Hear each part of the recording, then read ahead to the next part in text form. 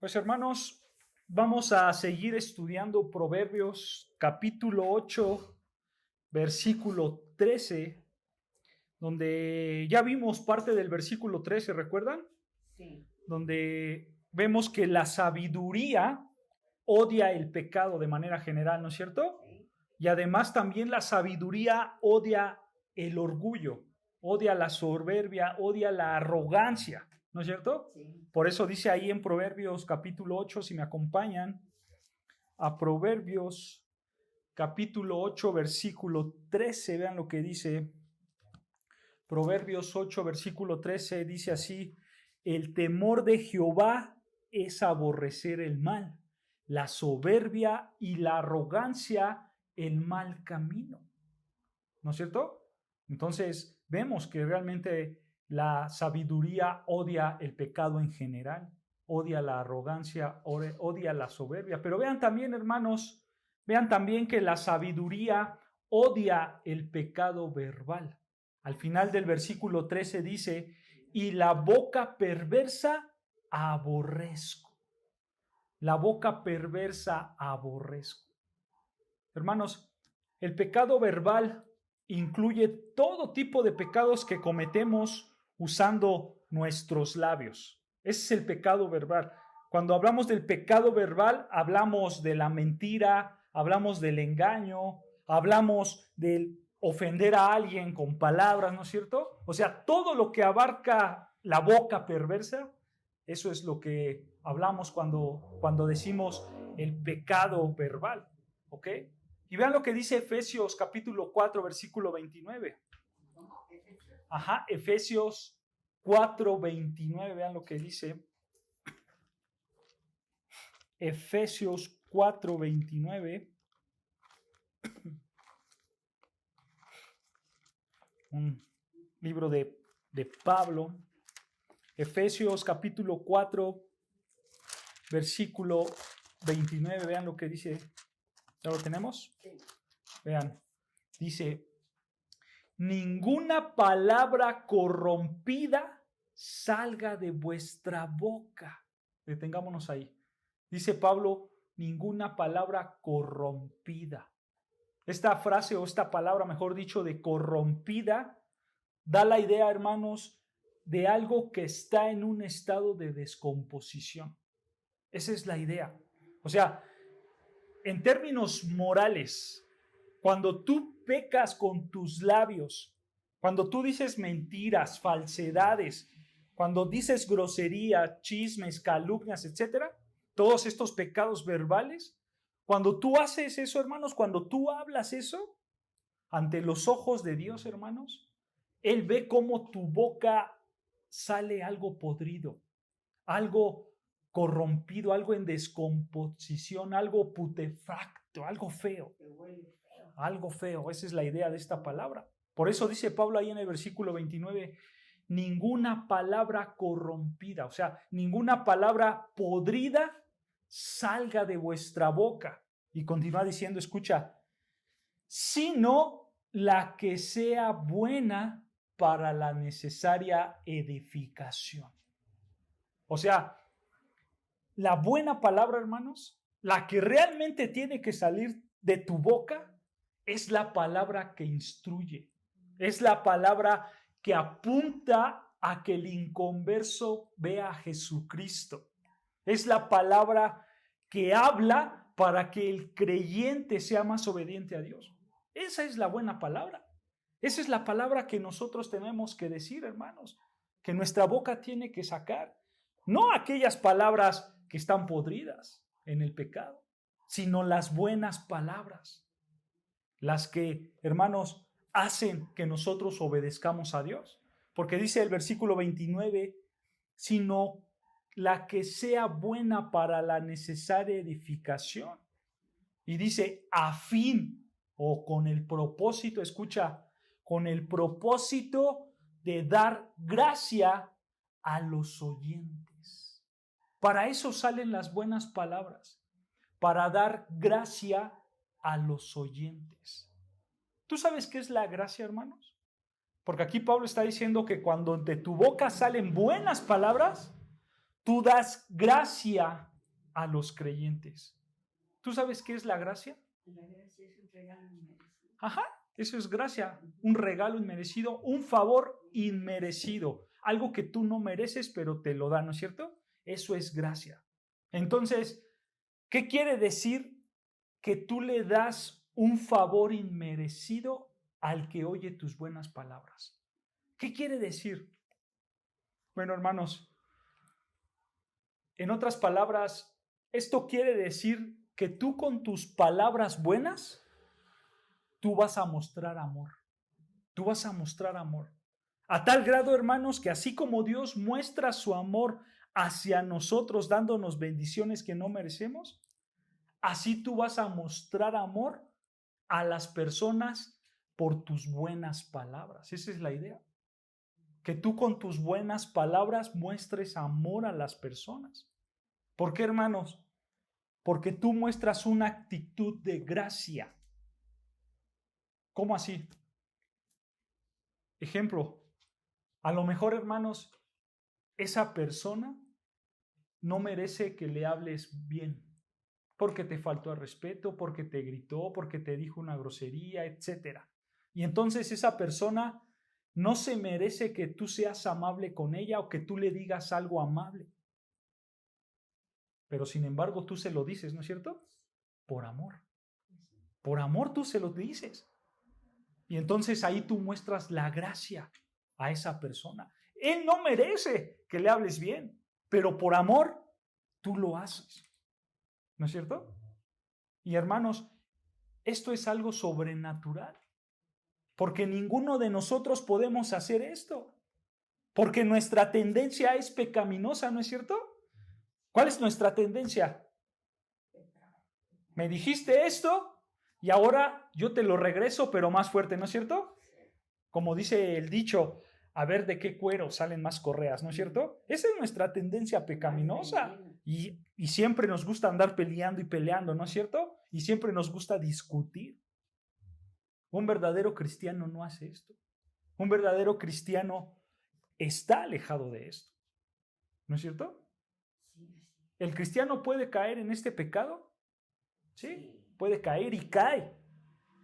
Pero si peca, el verdadero cristiano pide perdón a Dios y se esfuerza para odiar el pecado, ¿no es cierto? Y se esfuerza para deleitarse en la obediencia a Dios. Y entonces Él ama a las personas. Hermanos, nosotros debemos de odiar el pecado verbal. Nosotros debemos de odiar la mentira, los chismes, las groserías, todas las malas palabras. Eso lo debemos de odiar. Y la única manera de corregir, hermanos, las malas palabras de verdad, ¿sabes cómo? Es corrigiendo primeramente nuestros deseos del corazón. ¿Recuerdas en Proverbios qué es el corazón? Y no solo en Proverbios, en todas las escrituras. ¿Qué es el corazón? Exacto. La mente, ¿no es cierto? Tus pensamientos, tus deseos, tus actitudes, tu voluntad, tus intenciones. Eso es el corazón. Y nosotros tenemos primeramente que corregir eso. Porque vean lo que dice Lucas capítulo 6, versículo 45. El Evangelio de Lucas capítulo 6, versículo 45. Vean lo que dice. Lucas capítulo 6, versículo 45. Vean lo que dice. Escucha. El hombre bueno del buen tesoro de su corazón saca lo bueno. Y el hombre malo del mal tesoro de su corazón saca lo malo. Y escucha, porque de la abundancia del corazón, ¿qué? Habla la boca. Esta es una verdad muy grande, ¿no es cierto? ¿Cómo vas a hacer la voluntad de Dios en esta área de tu vida? ¿Cómo vas a hacer la voluntad de Dios en hablar buenas palabras? Aquí está. Tienes que trabajar primeramente ¿en dónde? En tu corazón, en tu mente, en tus deseos, en tus pensamientos, en tu voluntad, ¿no es cierto? ¿Por qué hago esto? ¿Por qué lo digo? ¿Cuál es mi verdadera intención? ¿No es cierto? Pero hermanos, ¿cómo trabajamos esto? ¿Cómo dejo de pecar si parece que mi boca está suelta y habla y habla y habla? ¿Cómo dejo este pecado, hermanos? ¿Cómo dejo el pecado de hablar mal? ¿Cómo sano mi corazón? La misma palabra nos da la respuesta. Vean lo que dice el Salmo 119, versículo 11. El Salmo 119, versículo 11.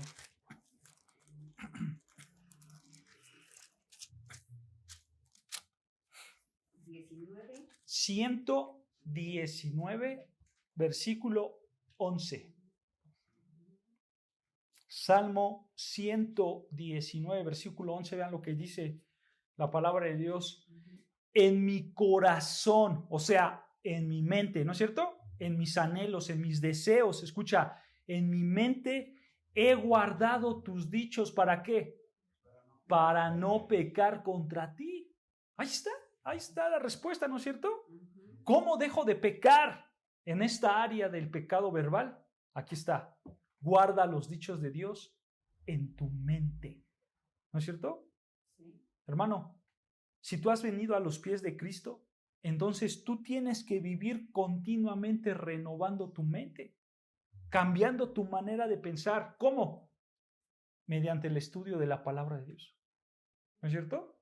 Sí. Porque, hermanos, si tú más conoces a Dios, tú más vas a saber cómo vivir delante de Dios. Y la única manera de conocerlo es a través de su palabra escrita, ¿no es cierto? Porque Él nos dejó este libro para revelarnos a Él mismo. Entonces, por medio de la palabra escrita de Dios, nosotros podemos conocer a Dios. Y entonces, hermanos, ¿cómo dejo de pecar? ¿Cómo dejo del chisme? ¿Cómo dejo las habladurías, las groserías? Aquí está, cambiando tu mente. ¿Cómo cambias tu mente? ¿Cómo cambias tu manera de pensar, de actuar? Por medio de la palabra de Dios. Aplicándola a tu vida, ¿no es cierto? Sí. Entonces, hermanos, en manera general, todo Proverbios 8, versículo 13, en todo ese versículo vemos que la sabiduría, de manera general, odia el pecado, ¿no es cierto? Sí. Ella odia el pecado, ella odia la maldad, ella odia la soberbia, ella odia las malas palabras. En general, odia todo el pecado, la sabiduría. Entonces, una persona sabia tiene que odiar el pecado. Una persona sabia tiene que odiar las intrigas, las mentiras, los chismes. Y nosotros debemos de apuntar ahí. Ahora, hermanos, para seguir dándole continuidad a Proverbios, vamos al versículo 14 para seguir avanzando. Vean lo que dice Proverbios 8, versículo 14. Regresamos a Proverbios, capítulo 8, versículo 14. ¿Ya lo tenemos?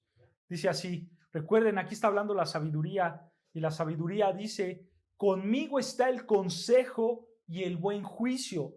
Yo soy la inteligencia, mío es el poder.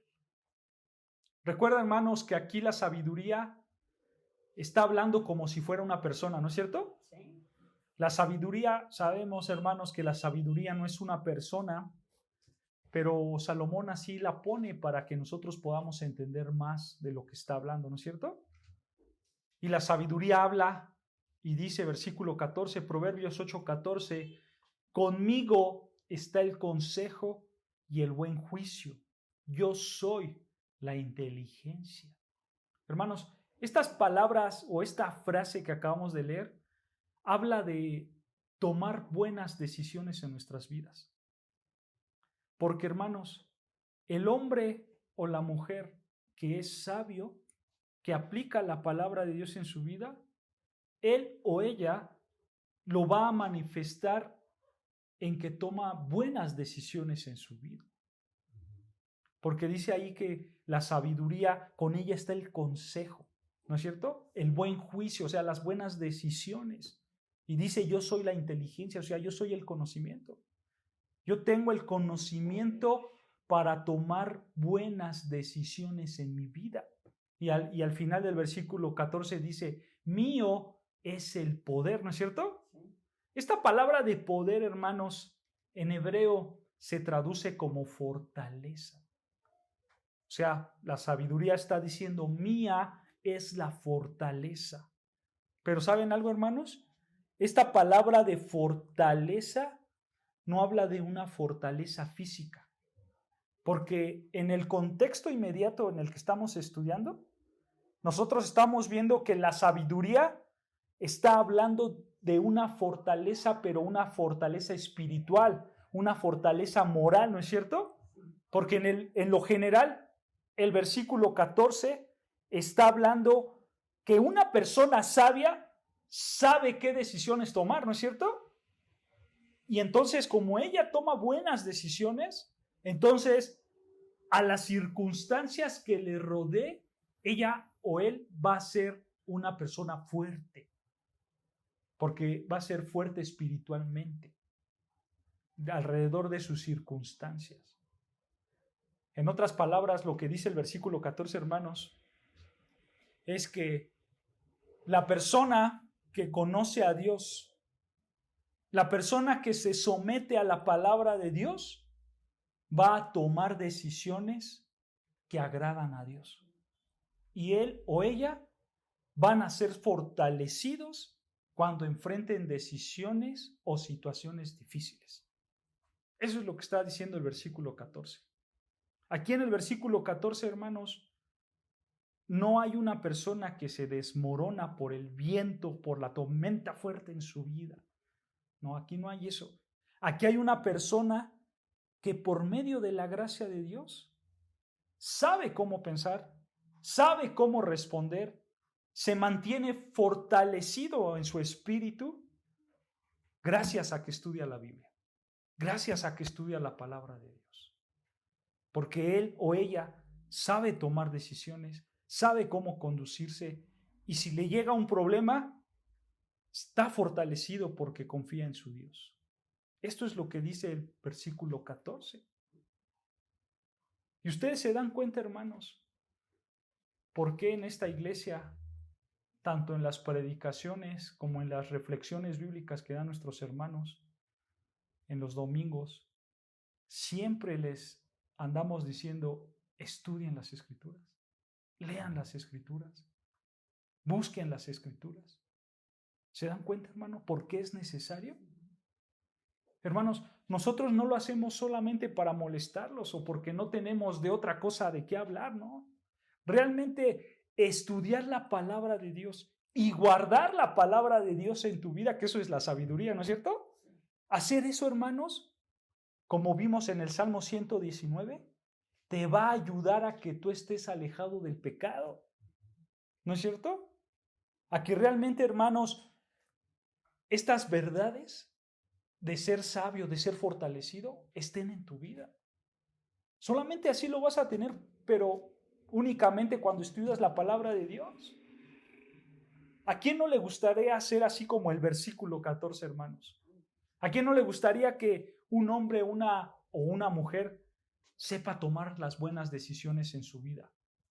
¿A quién no le gustaría? ¿A quién no le gustaría que cuando viniera una situación no agradable en mi vida, yo esté fortalecido en el Señor y esa situación no me haga desmayar, no me haga flaquear, no me haga desanimar? ¿A quién no le gustaría hacer eso, hermano? A que cuando venga la mala tormenta, yo sepa qué decisiones tomar.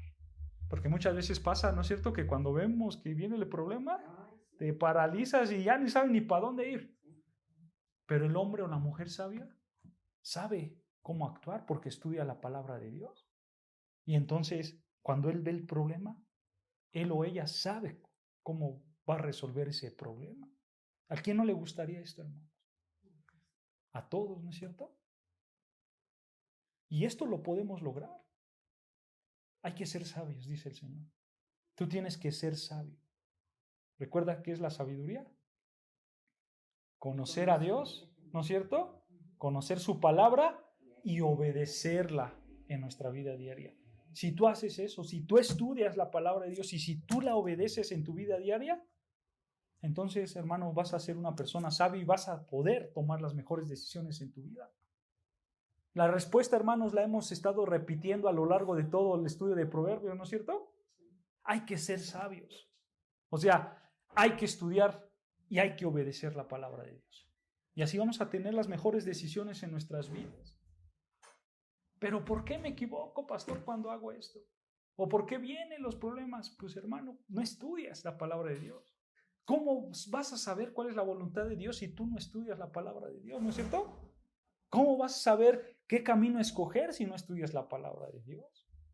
Y muchas personas o muchos hermanos se quejan de lo mal que les va, pero no se dan cuenta que ellos mismos se han provocado eso, porque no han estudiado la palabra de Dios. Por eso sus decisiones son malas en su vida. Hay que estudiar, hermanos.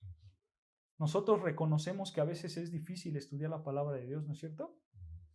Y muy difícil porque la pereza nos gana. Esa pereza a veces nos gana y para abrir la Biblia, para estudiar, a veces es algo muy difícil, ¿no es cierto? Pero, hermanos, nosotros no tenemos que dejarnos llevar por los sentimientos. Mejor hay que tener la actitud del compromiso, ¿no es cierto? Hay que decir, no importa cómo me sienta hoy, yo voy a estudiar las Escrituras, porque yo sé que tengo un compromiso delante de Dios.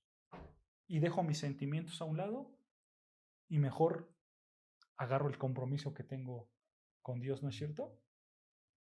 ¿Recuerdas, hermanos, lo que vimos la semana pasada? ¿Recuerdas lo que decía Pablo en Filipenses capítulo 2? Donde dice Pablo que el Señor Jesucristo se despojó de sí mismo, ¿recuerdas eso? Sí. Y que el Señor Jesucristo se humilló, ¿no es cierto?, hasta la muerte, y dice Pablo, y muerte de cruz, ¿no es cierto? Bueno, ponte a pensar en esa decisión que el Señor Jesucristo tomó, de que Él iba a ir a la cruz, Él iba a ir a la muerte de cruz. Sentimentalmente hablando, hermanos, ¿tú cómo crees que el Señor Jesucristo estaba cuando iba a ir a la cruz? Sentimentalmente hablando, aquí hay que meter los sentimientos. Sentimentalmente hablando, ¿cómo estaba el Señor Jesucristo cuando iba a ir a la cruz? ¿Tú crees que Él estaba contento? ¿Él estaba feliz? Claro. Él estaba triste, ¿no es cierto? ¿Cómo lo sabemos? Bueno, lo sabemos porque las mismas Escrituras nos enseñan que una noche anterior, ¿no es cierto?, antes de que Él muriera, en el Getsemaní, Él oró al Padre 3 veces, ¿no es cierto? Y dice que sudaba sangre las Escrituras, ¿no es cierto? Pero, hermanos, también vemos que antes que el Señor subiera al monte Getsemaní, Él estaba con sus discípulos. Y vean lo que les dijo en Mateo 26, 38. Mateo 26,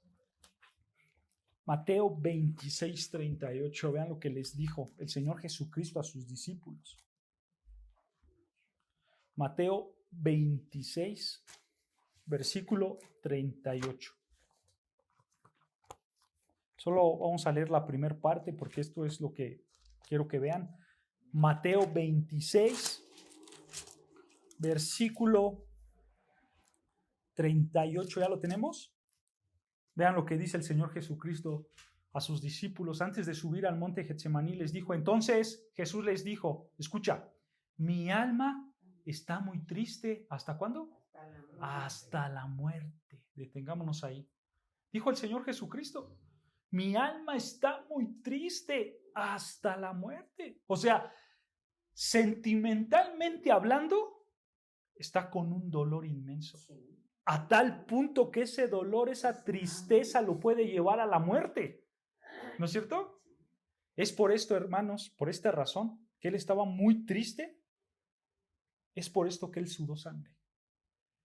Porque, hermanos, las venas capilares se reventaron de la presión que él tenía. Él estaba muy presionado. Él tenía una tristeza muy, muy grande. ¿No es cierto? Yo quiero que veas, hermanos, que emocionalmente el Señor Jesucristo estaba bajo una presión grandísima, en una tristeza profunda. ¿No es cierto? ¿Tú recuerdas cuál fue la oración del Señor Jesucristo? ¿Recuerdas qué le dijo al Padre? Padre, si es posible, pasa esta copa de mí, ¿no es cierto? Esas fueron sus palabras. O sea, la presión era tan grande que él oró 3 veces al Padre con esta misma oración, ¿no es cierto? 3 veces le dijo, Padre, si es posible, pasa esta copa de mí. Si tú lees toda la Biblia, hermano, esta es la única vez que el Señor Jesucristo ora 3 veces la misma cosa. Es la única vez. Imagínate la presión que él tenía. Padre, pasa esta copa de mí. ¿Tú sabes qué significa la copa? ¿Sabes por qué el Señor Jesucristo dijo, pasa esta copa? ¿Qué quiere decir eso de esa copa? ¿Por qué mencionó una copa? La copa es, hermanos, porque Isaías 51 menciona que hay un cáliz, hay una copa y que adentro está la ira de Dios. ¿Ok? Entonces, por eso el Señor Jesucristo dijo estas palabras, diciendo, yo no quiero tu ira, yo no quiero que tu castigo me caiga, ¿no es cierto? Eso es lo que estaba diciendo el Señor Jesucristo. Él no quería la ira de Dios. Exacto, pasa este sufrimiento, pasa este castigo, pasa este dolor, porque el Señor Jesucristo sabía que la ira de Dios le iba a caer sobre él, ¿no es cierto? Pero ¿cuáles fueron sus palabras finales del Señor Jesucristo? No se haga mi voluntad, sino la tuya, ¿no es cierto? Entonces, hermanos, emocionalmente el Señor no estaba feliz. Y él jamás dijo, qué gusto, yo voy a ir a la cruz y voy a ir a sufrir. Estoy bien contento porque voy a hacer la voluntad del... No. Él estaba triste. Sabía que iba a hacer la voluntad del Padre, pero estaba triste, estaba destrozado, tenía presión, tenía estrés, ¿no es cierto? Por eso Filipenses 2, hermanos, Pablo nos habla de la gran humillación, ¿no es cierto? Y de la gran humildad del Señor Jesucristo, ¿no es cierto? La cual nosotros debemos de copiar. Porque, hermanos, la obediencia a Dios no es cuestión de sentimientos. No es de cómo me siento hoy.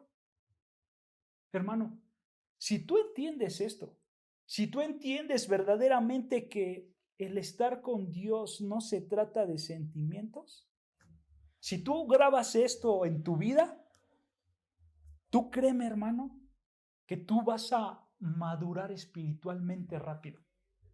Tú vas a avanzar kilómetros en tu vida espiritualmente hablando si tú entiendes estas verdades. Si tú entiendes que seguir a Dios no se trata de emociones, no se trata de cómo te sientas hoy. ¿Sabes por qué, hermano?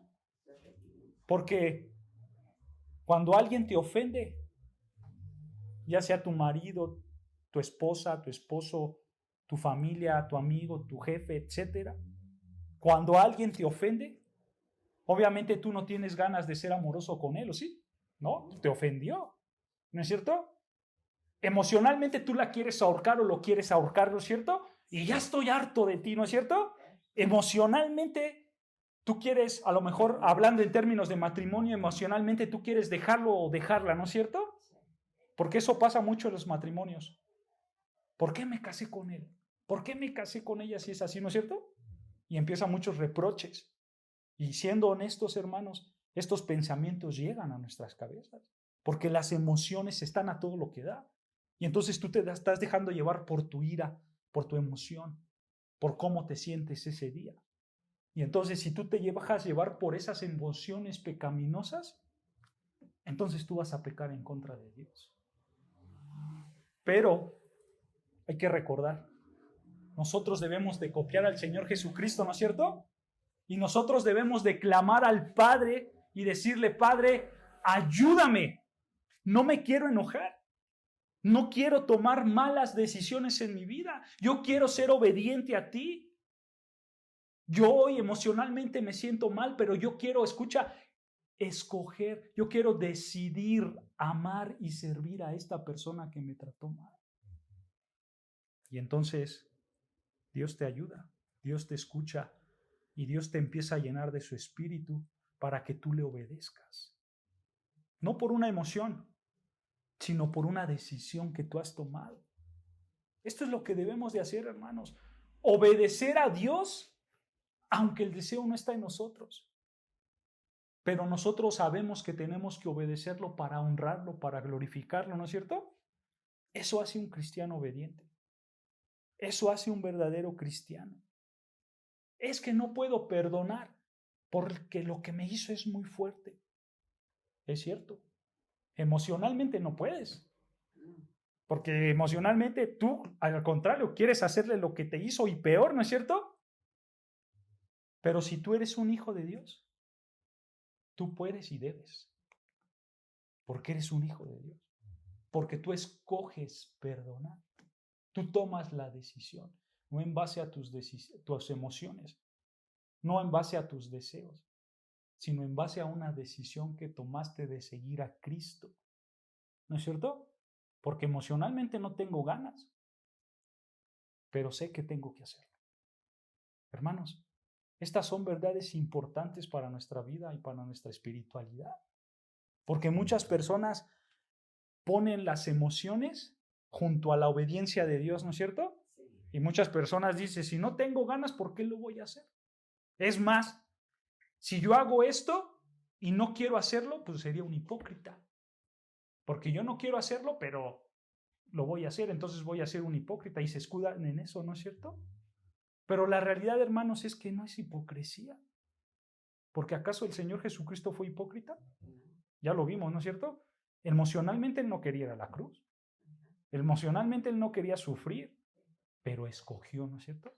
Él escogió, Él decidió ir. Él no fue hipócrita. Él fue obediente al Padre, ¿no es cierto? Y el Señor Jesucristo es el ejemplo perfecto de la obediencia.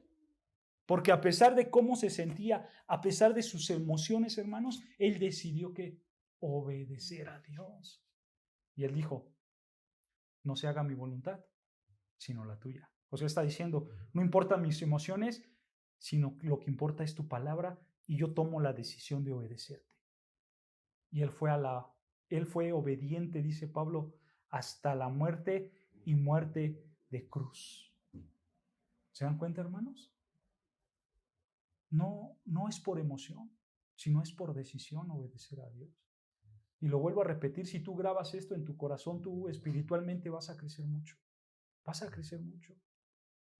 Porque nuestras emociones, hermanos, ¿a poco no son muy cambiantes? Un día queremos esto y al otro ya no. ¿No es cierto?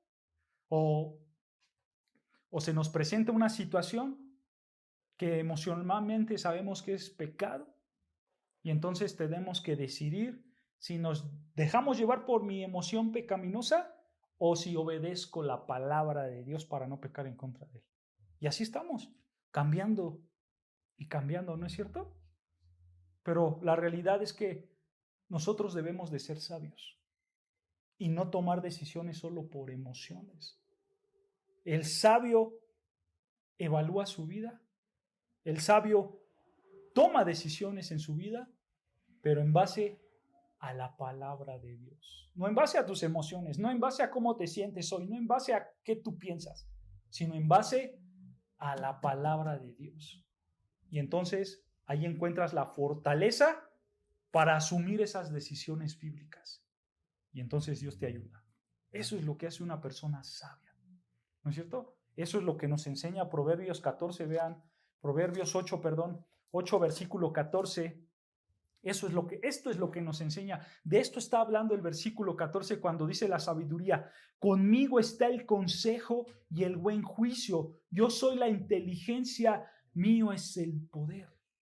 O sea, una persona sabia evalúa su vida, toma decisiones en base a la palabra de Dios y tiene la fortaleza para asumir esas decisiones bíblicas.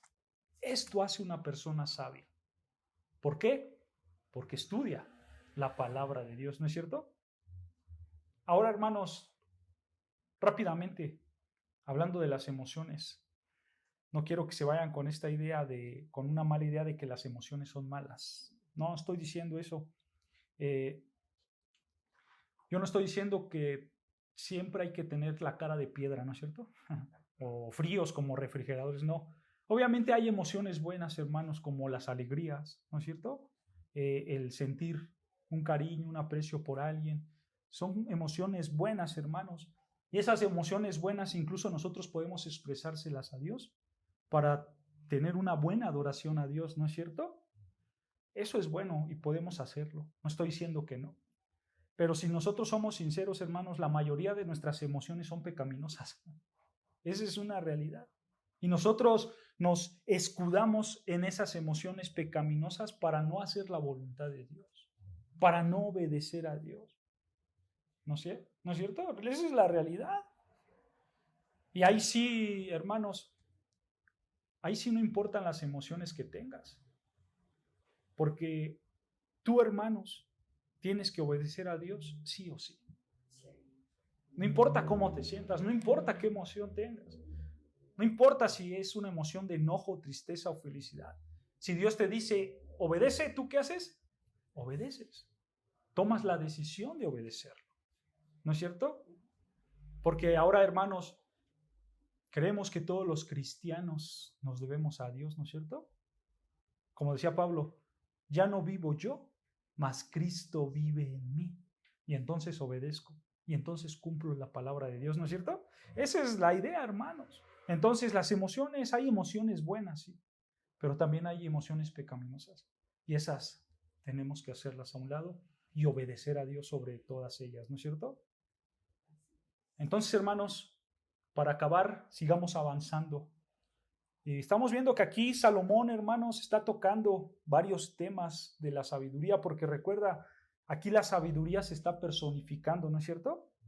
Y la sabiduría está tomando varias actitudes que nosotros podemos evitar como verdaderos hijos de Dios. Si nosotros queremos ser sabios, tenemos que imitar estas actitudes, ¿no es cierto? Y entonces ya hemos visto varias. Y vean, vamos a ver otras más. En el versículo 15, versículo 16, sigamos avanzando, hermanos. En Proverbios 8, versículo 15 y versículo 16. Sigue hablando la sabiduría. Y vean lo que dice Proverbios 8:15. Por mí reinan los reyes y los príncipes determinan justicia. Por mí dominan los príncipes y todos los gobernadores juzgan la tierra. Aquí, hermanos, en estos versículos podemos ver que la sabiduría guía justamente. La sabiduría guía justamente, pero también vemos que la sabiduría capacita a los gobernantes para tomar decisiones correctas. ¿No es cierto? Eso es lo que enseña el versículo 15, versículo 16. En el contexto de Proverbios, hermanos, podemos decir que solo los que conocen a Dios, solo los que obedecen a Dios, pueden tomar decisiones justas. Solo ellos. ¿Sabes algo, hermano? Aquí en estos versículos podemos ver la gracia de Dios de manera implícita. ¿Por qué? Porque aquí está hablando de gobernantes, ¿no es cierto? Aquí está hablando de reyes, de príncipes, de gente que está en el gobierno. Y muchas veces, hermanos, nuestros gobernantes toman decisiones. Y dentro de esas decisiones hay una bendición para el pueblo. Y ahí es donde vemos la gracia de Dios. Porque por medio de la decisión de este gobernante, el pueblo fue bendecido y la gracia de Dios está ahí. Pero a veces la intención de ese gobernante no es buena, es mala, ¿no es cierto? A lo mejor ese gobernante lo hace pues, por temas políticos, como siempre pasa aquí en nuestro país, ¿no es cierto? Hay un tema egoísta. Yo les voy a dar esto para recibir esto, ¿no es cierto? Y entonces ahí entra el egoísmo, porque este gobernante no quiere glorificar a Dios. Él quiere el reconocimiento de ¿quiénes? De los hombres. Son como los fariseos, muchos gobernantes, ¿no es cierto? Externamente son buenos, pero por dentro quieren el reconocimiento de los hombres. Aman la gloria para ellos, ¿no es cierto? Ellos no aman la gloria de Dios. Por eso el Señor Jesucristo, como les decía a los fariseos, hipócritas, ¿no es cierto? Porque aparentaban algo por fuera, pero por dentro era otra cosa, estaban podridos, ¿no es cierto? Por eso, hermanos, nosotros decimos que hay gracia de Dios aquí, porque a veces las decisiones de esos gobernantes sí nos benefician y hay un beneficio para el pueblo, pero por dentro de ellos hay maldad. Hay maldad porque no quieren darle la gloria a Dios. Los gobernantes que toman decisiones prudentes, con sabiduría, que benefician al pueblo y aparte tienen la intención de glorificar a Dios, ellos son los gobernantes creyentes. No hay más. Porque solamente un verdadero creyente puede hacer esto, ¿no es cierto? Y pronuncia el nombre Claro. de Dios. Sí, pero solo un verdadero creyente puede darle la gloria a Dios. Y ahora recuerda algo, hermanos, que es importante. En el contexto que estamos estudiando Proverbios, aquí Salomón estaba bajo el antiguo pacto, ¿no es cierto? Estaba bajo la ley de Moisés. Recuerda algo importante, y esto es para todos tus estudios bíblicos. Siempre que tú estudies la Biblia, recuerda esto. Desde Éxodo 19, ¿ok? Cuando Dios le dio la ley a Moisés. Desde Éxodo 19 hasta el Calvario, cuando el Señor Jesucristo murió en la cruz. Toda esa sección, desde el monte Sinaí hasta el monte Calvario, todos ellos, hermanos, están bajo el antiguo pacto. ¿Ok? Tú cuando estudies la Biblia, esto tienes que tenerlo en mente. Desde el Éxodo 19 hasta el Calvario, están bajo el antiguo pacto, bajo el pacto de Moisés, ¿no es cierto? Y ahí, hermanos, allí en ese pacto, Dios establece a su pueblo Israel un pacto condicional. Dios les pone condiciones, ¿no es cierto? Donde Dios les dice, si ustedes me obedecen, yo los bendigo. Esa fue la condición. Es un pacto condicionado. Si ustedes me obedecen, yo los voy a bendecir. ¿No es cierto? Pero ese pacto fue temporal. ¿No es cierto? Porque con la muerte del Señor Jesucristo se abre un nuevo pacto. Por eso nosotros practicamos la Santa Cena. Porque ahí el Señor Jesucristo dijo, tomar y beber, porque este es el nuevo pacto. ¿No es cierto? Este es el nuevo pacto. ¿Y cuál fue la señal? La señal, hermanos, fue cuando dijo el Señor Jesucristo que estaba crucificado. Él dijo, consumado es, ¿no es cierto? ¿Recuerdan qué pasó en el templo? Se rasgó el velo, ¿no es cierto? Dice las Escrituras que se rasgó de arriba a abajo, como una señal sobrenatural, de arriba a abajo. Y entonces esa señal, hermanos, de que se rasgó el velo, esa señal mostró que el lugar santísimo quedaba abierto, ¿no es cierto? Y que ya no había necesidad de hacer sacrificios para entrar a la presencia de Dios. Porque en el antiguo pacto, ¿quién entraba al lugar santísimo? ¿Recuerdan? El sumo sacerdote. No los sacerdotes, sino el sumo. Y él entraba una vez al año. El sumo sacerdote. Pero ahora con Cristo, Él abrió el acceso al trono de la gracia, ¿no es cierto? Y entonces el antiguo pacto fue reemplazado por el nuevo pacto. ¿Ok? Pero para que entendamos el contexto de Proverbios, hermanos, nosotros tenemos que estar parados en el antiguo pacto, porque ahí fue donde se escribieron estas palabras, ¿no es cierto? Y entonces cuando Salomón le dice a su hijo, por medio de la personificación de la sabiduría, le dice, vean versículo 15, por mí reinan los reyes y los príncipes determinan justicia. Cuando Salomón le dice esto, hay una razón de estas palabras, hermanos. Porque Salomón empieza a hablar de reyes, de príncipes, de gobernantes. Y hay una razón por cual le dice esto. Y sabes, la razón está en Deuteronomios 17:14, porque ahí vemos la actitud de los reyes. Vean cómo se tenía que comportar un rey. Deuteronomios 17:14. Lo vamos a ver rápido para acabar, hermanos, el día de hoy. Deuteronomios 17:14. Vean lo que dice Deuteronomio 17:14. ¿Ya lo tenemos? Vean, vamos a ir leyendo. Deuteronomios 17:14. Escucha, estas son palabras de Dios, ¿recuerda? Dios le dio su ley a Moisés. Y aquí Moisés está reescribiendo la ley para compartírselas a aquella segunda generación del pueblo de Israel que iba a entrar a la tierra prometida, ¿no es cierto? Sí. Y entonces vean lo que dice Deuteronomios 17:14. Dice, cuando hayas entrado en la tierra que Jehová tu Dios te da y tomes posesión de ella y habites y digas, pondré un rey sobre mí, como todas las naciones que están a mis alrededores, ciertamente pondrás por rey sobre ti al que Jehová tu Dios escogiere. detengámonos aquí. Nota, hermanos, que en el antiguo pacto no existía la democracia. Solo Dios tomaba la decisión a quién poner como rey, ¿no es cierto? Sí. Y vean, continúa diciendo el versículo, que Dios va a poner el rey y dice, de entre tus hermanos pondrás rey sobre ti. O sea, tenía que ser israelita, ¿ok? No podrás poner sobre ti a hombre extranjero que no sea tu hermano. Ahora, quiero que del versículo 16 en adelante, quiero que veas la sabiduría de Dios, hermanos. Porque nota lo que prohíbe para este israelita que iba a ser rey en el antiguo pacto. Vean lo que dice versículo 16. Pero él, o sea, el rey no aumentará para sí caballos, ni hará volver al pueblo a Egipto con el fin de aumentar caballos, porque Jehová os ha dicho, no volváis nunca por este camino.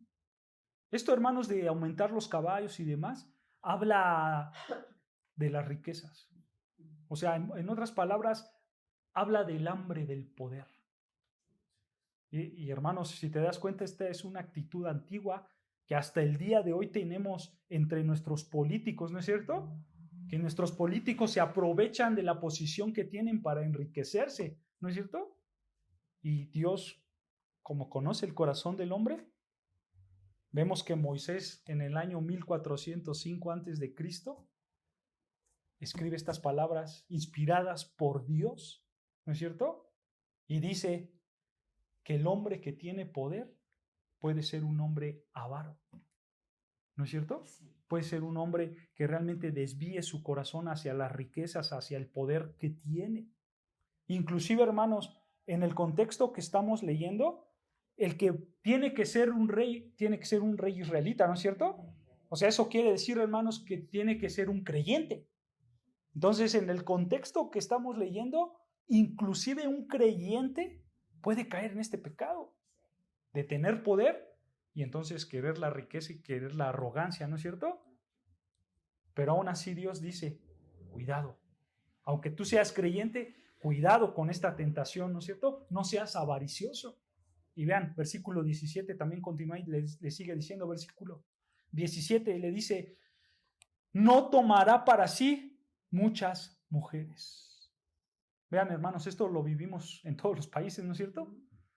Creo que el caso más actual del día de hoy es el de Donald Trump, ¿no es cierto? El que fue presidente de Estados Unidos. Él salió con una mujer y ahora tiene una demanda millonaria por andar con esta mujer, ¿no es cierto? Seguramente aquí en México hay muchos casos de estos también donde nuestros gobernantes andan con mujeres, ¿no es cierto? Sí, sí, están casados y andan con amantes, ¿no es cierto? Esa es la realidad. Pero vean, en los tiempos de los reyes del Antiguo Testamento, ya pasaba esto. Y aparte, hermanos, aquí, hermanos, era algo un poquito más elevado, si lo queremos ver de esa manera. ¿Por qué? Porque los reyes del Antiguo Testamento, si ellos se relacionaban con una mujer y si ellos se casaban con ella, eso implicaba también relaciones diplomáticas, ¿no es cierto? Entonces eran decisiones grandes. Por eso Dios les dice, versículo 17, vean, ni tomará para sí muchas mujeres, para que su corazón no se desvíe, ni plata ni oro amontonará para sí en abundancia. Y cuando se sienta sobre el trono de su reino, escucha, esto es importante, cuando se sienta sobre el trono de su reino, entonces escribirá para sí un libro, una copia de esta ley, del original que está al cuidado de los sacerdotes levitas, y lo tendrá consigo y lo leerá en él todos los días de su vida. O sea, hermanos, nota que el rey de Israel, que estaba bajo el antiguo pacto, él tenía la obligación de copiar estos escritos, dice aquí, ¿no es cierto?, de la ley. O sea, este rey tenía la obligación de copiar a mano Génesis, Éxodo, Levíticos y Deuteronomio. Y una vez que los copiara a mano, dice versículo 19, que lo tenía que leer todos los días de su vida. O sea, él tenía que estudiarlos, él tenía que meditar, él tenía que estar en la palabra de Dios. Vean la razón, versículo 19, continúa diciendo, dice versículo 19, para que aprenda a temer a Jehová su Dios, para guardar todas las palabras de esta ley y todos estos estatutos para ponerlos por obra, porque no se eleva su corazón sobre sus hermanos, ni se aparta del mandamiento a diestra ni a siniestra, a fin de que prolongue sus días en su reino él y sus hijos en medio de Israel. Nota, aquí está la sabiduría de Dios, ¿no es cierto? Porque, hermanos, Dios conocía la tendencia pecaminosa del ser humano, ¿no es cierto? Y Dios decía, si yo le doy poder a este hombre, él se va a perder. Si yo lo pongo por rey, porque ¿quién ponía al rey? Dios, ¿no es cierto? Entonces Dios está diciendo, si yo pongo a este hombre por rey, si yo le doy poder, él se va a perder. ¿A poco no? Dios lo sabe. Por eso Dios le dice, quiero que este rey que yo ponga esté meditando, esté metido hasta las narices en mi palabra. Yo quiero que este rey que yo ponga escriba a mano Génesis, Éxodo, Números, Levíticos y Deuteronomios. Quiero que escriba mi ley. Y una vez que escriba mi ley, yo quiero que él la estudie todos los días de su vida. ¿Para qué? Para que tenga temor de mí. ¿No es cierto? ¿Recuerdas, hermanos, cuál es el principio de la sabiduría? El principio de la sabiduría es el temor de Jehová. Ese es el principio de la sabiduría. ¿Recuerdas que lo vimos en Proverbios 1? El principio de la sabiduría es el temor de Jehová. En otras palabras, hermanos, lo que estaba diciendo Dios es que para garantizar que Israel tuviera un rey sabio, que tomara decisiones justas, entonces él tenía que ser creyente y su vida tenía que estar inmersa en el estudio de la palabra de Dios, para que así él aplicara la palabra de Dios y viva vidas obedientes, ¿no es cierto? Hermanos, volvemos a lo mismo. ¿Se dan cuenta por qué insistimos en que estudien la palabra de Dios? Obviamente esto está bajo el antiguo pacto, ¿no? Bajo el Antiguo Testamento. Pero imagínate que tuviéramos un presidente creyente, hermanos, ¿no es cierto? Pero realmente un presidente verdadero creyente, no como nuestro actual presidente, Andrés Manuel López Obrador, que se hace llamar cristiano, ¿no es cierto? Pero por acá se anda haciendo brujerías. Eso no es un verdadero creyente, es un falso creyente eso. Un verdadero creyente, un verdadero cristiano, sea hombre o sea mujer, él siempre va a buscar la verdad de la palabra de Dios. ¿No es cierto? Esa es la realidad. Porque un verdadero presidente, hermanos, que busca la palabra de Dios, va a ser humilde, va a ser íntegro, no va a ser avaro, va a ser fiel a su esposa o su esposo, va a buscar la sabiduría en sus decisiones para que esas decisiones sean justas y así él pueda glorificar a Dios y por supuesto beneficiar a la nación, ¿no es cierto? Eso sería hermoso tener un presidente así. Pero la respuesta está aquí, en obedecer la palabra de Dios. Y hay una realidad, hermanos, y con esto voy a acabar. Aunque esto aplica al antiguo pacto, y aunque esto habla en específico de reyes, ¿no es cierto?, de gobernantes, de eso habla el versículo 15 y 16 de Proverbios 8. Él le habla a los gobernantes, a los reyes. Aunque él habla de eso, hermanos, aún así, estas palabras también pueden aplicar para nosotros, aunque nosotros no seamos gobernantes, porque en el nuevo pacto, hermanos, en el Nuevo Testamento, nosotros somos llamados a andar en el Espíritu, ¿no es cierto? Efesios 5:18. ¿Y tú sabes qué es andar en el Espíritu? Andar en el Espíritu, hermanos, significa que la palabra de Cristo mora en abundancia en tu corazón. Eso está en Colosenses 3:16. Entonces, un cristiano verdadero tiene la responsabilidad de vivir bajo la obediencia de la palabra de Dios para tomar decisiones sabias.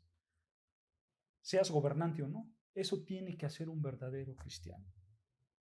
Sabemos, y lo vuelvo a repetir, no todos estamos llamados a cargos gubernamentales, no todos, pero La realidad es que cada uno de nosotros, hermanos, sí tenemos una influencia sobre otras personas, ya sea en el trabajo como jefes, ya sea en tu familia como padre o madre, ya seas como un hermano mayor, ya seas como un abuelo o abuela, etcétera, ¿no es cierto?